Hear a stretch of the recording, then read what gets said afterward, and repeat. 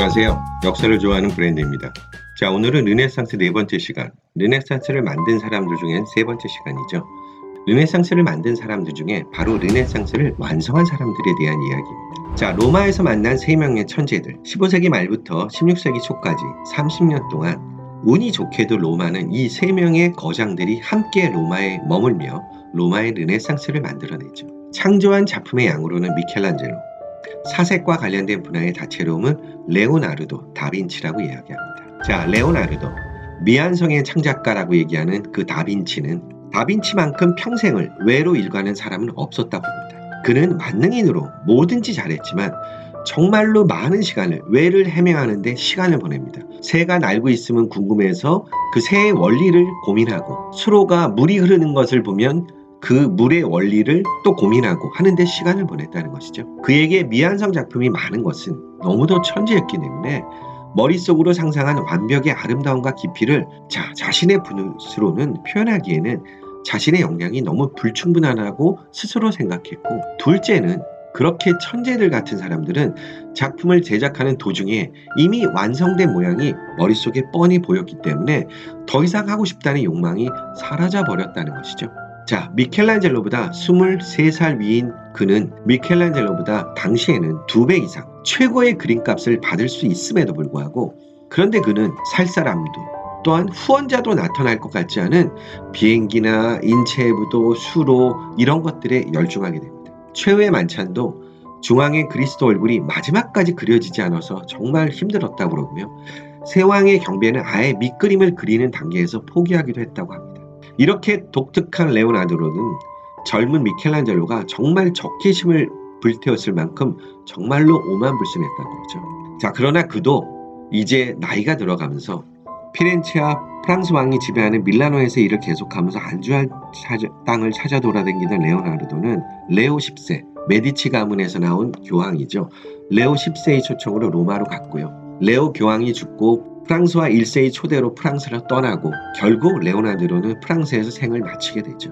레오나르도는 마지막 생을 보내게 해준 프랑스 왕의 호의에 감사해서 자신이 평생 갖고 다니던 모나리자의 그림을 왕에게 준다는 유언을 남깁니다.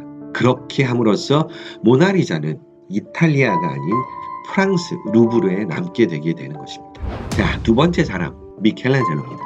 레오나르도보다 한 25년 늦게 태어난 미켈란젤로는 르네상스 시대에 가장 많은 창작물을 남긴 사람이죠. 로마의 성 베드로 성전에 있는 피에타 조각상은 정말 대표적인 조각으로서 너무 섬세한, 살아날 것 같은 조각품이라고 얘기합니다. 성모 마리아를 너무도 젊고 예쁘게 표현해서 오히려 논란이 되었죠. 그랬을 뿐 아니라 조각품의 옷깃에 나중에 자신의 이름을 새겨놓은 것으로서도 굉장히 유명한 일화가 있습니다. 피렌체에 남긴 다비드상은 아래에서 위로 쳐다볼 때의 원근법, 멀어지는 그 원근법까지 고려해서 머리를 비례보다 오히려 크게 한 것으로 그런 것까지 고려한 천재적 기질을 발휘합니다. 프랑스로 떠나버린 레오나르도, 젊은 나이에 요절한 라파엘로, 미켈란젤로는 르네상스 거장 가운데 혼자 남겨지죠. 미켈란젤로는 59세부터 74세까지, 눈을 감은 88세 이전인 86세까지 작품 활동을 하게 되는데요.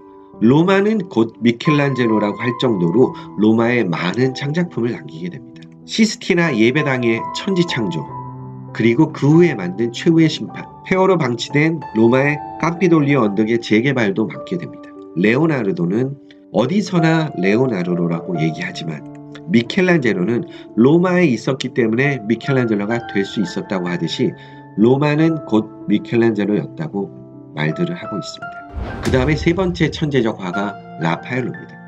레오 10세가 가장 사랑한 예술가 라파엘로죠.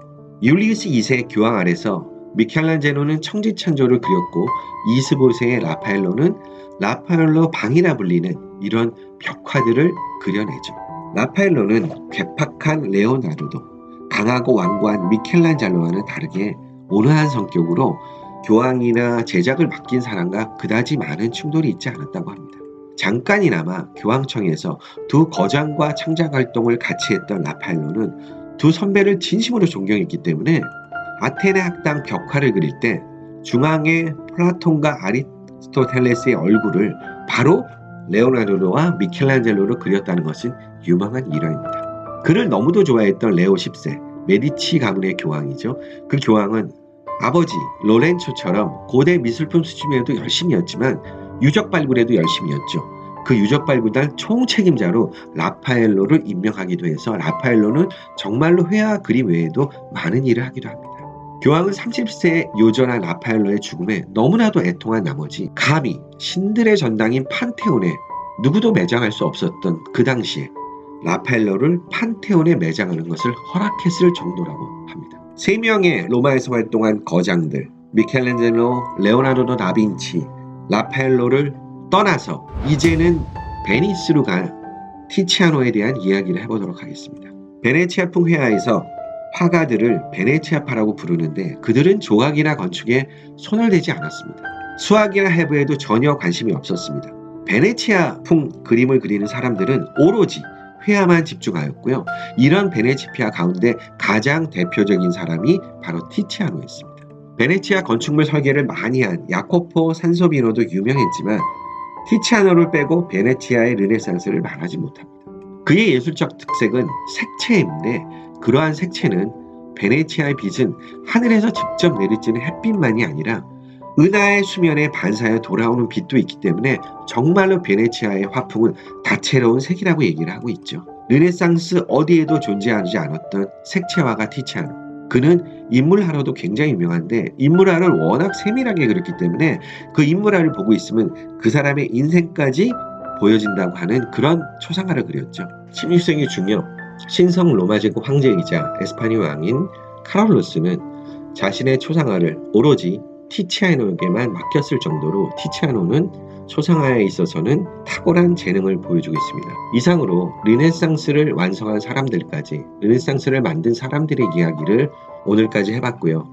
다음 시간에는 과연 르네상스는 어느 도시, 어느 곳에서 시작되었는가에 대해서 르네상스를 시작한 곳에 대한 이야기를 해보도록 하겠습니다. 감사합니다.